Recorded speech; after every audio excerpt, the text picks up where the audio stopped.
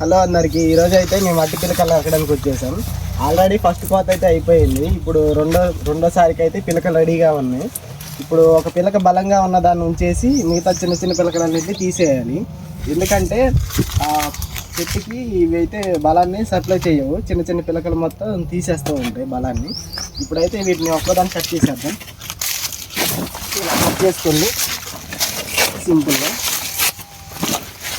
ఒక్కదాన్ని కట్ చేసుకున్నాక ఇలా పక్కన వేసేయండి. బయట పడేసే అవసరం కూడా లేదు.